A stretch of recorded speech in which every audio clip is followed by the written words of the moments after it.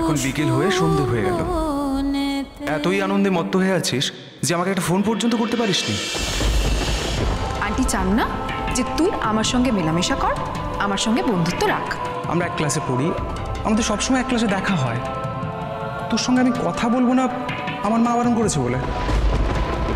কি হলো? ছাড় ছাড় প্লুটো, প্লুটো প্লিজ। ছাড়বো না। তুই কাল থেকে আমাকে কেন এত কষ্ট দিয়েছিস বলতো? আচ্ছা মিঠি, তুই যদি আমাকে এভাবে মানসিক অশান্তিতে রাখিস, আমি কীভাবে লেখাপড়াটা করবো বলতো? আমি তো ভালো করে পরীক্ষাটাও দিতে পারবো না, বেকার হবে পরীক্ষাটা দেওয়া। আর তুই কি চাস না আমি ভালোভাবে লেখাপড়া করি, বাইরে যাই? বল, চাস না? তুই চাস না? প্লুটো, আমি যদি আর একদিন দেখেছি না তুই ওর সঙ্গে টাইম স্পেন্ড করছিস, তাহলে কিন্তু আমাদের দুজনের সেদিন শেষ দিন। সে ঢেউয়ের মতন ভেসে গেছে, চাঁদের আলোর দেশে গেছে। সে ঢেউয়ের মতন ভেসে গেছে, চাঁদের আলোর দেশে গেছে। কনস্ট্যান্টলি আমাকে ফোন করে যাচ্ছিস, মেসেজ করছিস, কেন বিরক্ত করছিস আমাকে? কেন করছিস? এই নাটকগুলো বন্ধ কর না এবার। তোর কিসের এত তাড়া যে বাড়ি যাবি? সব জানতে হবে তোকে? না বললে জানবো না। আমি আসছি। মিঠি, মিঠি শোন। আমি বললাম তো আমার বাড়ি যাওয়ার তাড়া আছে, তোর আড্ডা দে। মিঠি, মিঠি শোন। মিঠি, মিঠি কি হয়েছে তোর? কি হবে? তাহলে চলে যাচ্ছিস কেন? এখানে ফালতু গেজানোর থেকে বাড়িটা বেটার, সেই জন্য।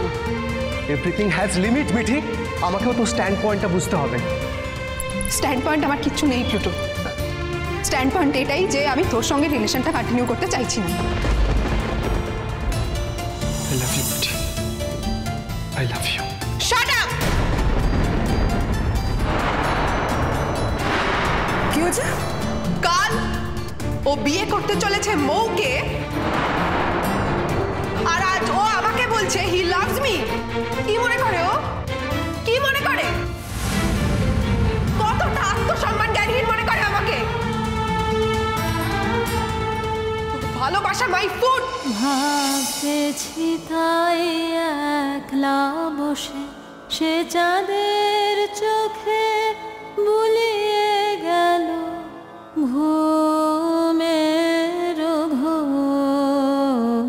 সে প্রাণের কোথায় দুলিয়ে গেল ফুলের ডোর।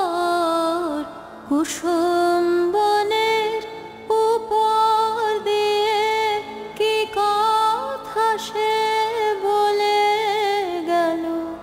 ফুলের গন্ধ পাগল হয়ে সঙ্গে তারি চলে গেল। হৃদয় আমার আকুল হলো, নয়ন আমার মুদে এলো রে। কোথা দিয়ে কোথায় গেল সে, আমার প্রাণের পরে চলে গেল কে? নেছো নিম পাতা খা, দাঁতে কাটো মা। বাতুসা করো, চলো।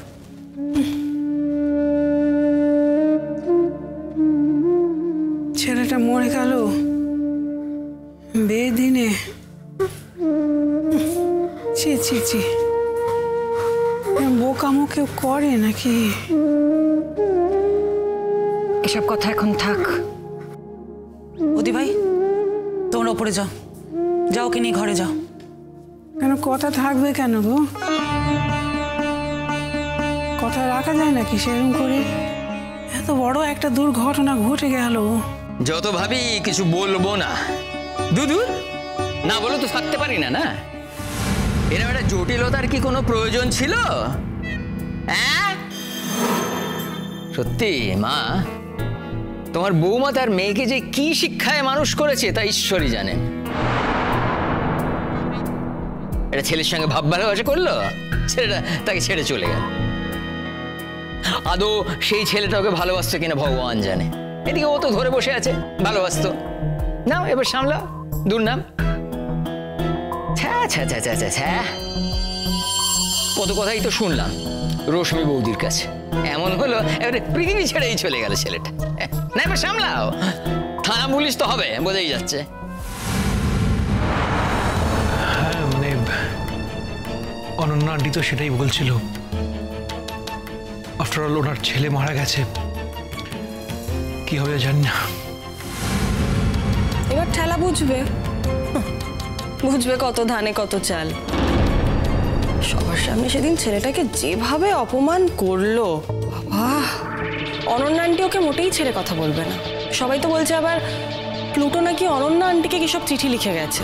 ওসব কিচ্ছু না, নতুন কাকু মিঠিকে বাঁচানোর চেষ্টা করছে। তো এসব করে কি আর বাঁচাতে পারবে? মিঠি যদি না বাঁচে তাহলে তুমি খুব খুশি হও, তাই তো বর্ষা? ধরো মিঠিকে পুলিশ ধরে নিয়ে গেল, ওকে অ্যারেস্ট করলো, তাহলে তোমার খুব ভালো লাগবে, এটাই বলতে চাইছো কি? পিসিমণি, আমাদের ভালো লাগার কথা হচ্ছে না, ব্যাপারটা বোঝার চেষ্টা করো। মিঠি যা ঘটিয়েছে মানে ও যা যা করেছে সবই তো আমরা জানি, সে তার ফল কিন্তু আমাদেরও ভোগ করতে হতে পারে।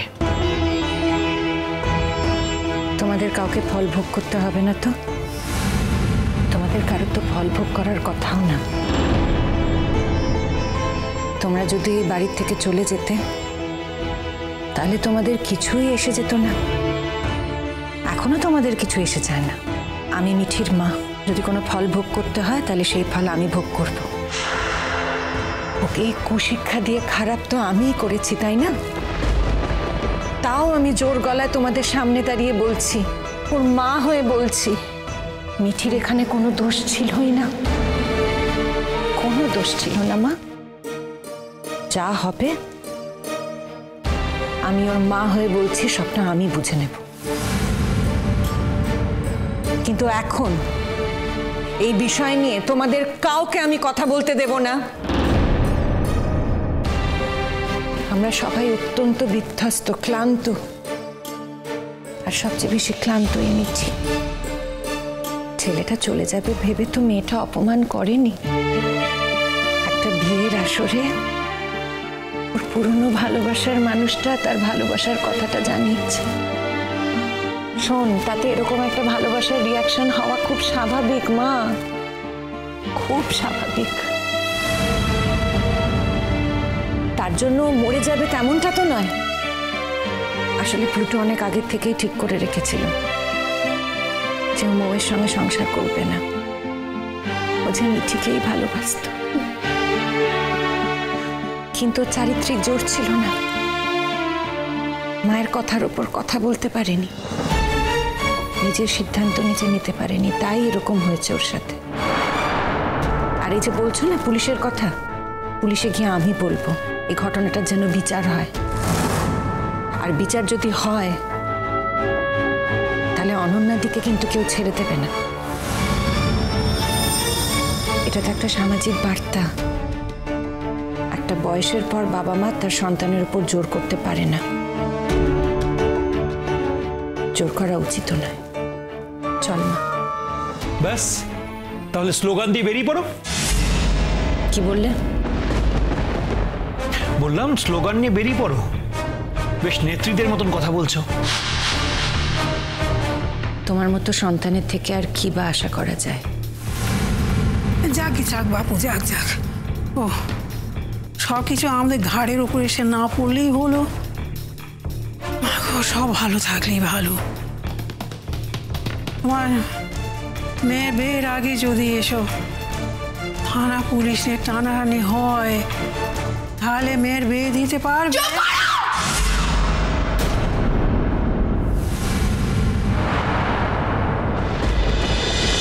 চিরসখা হে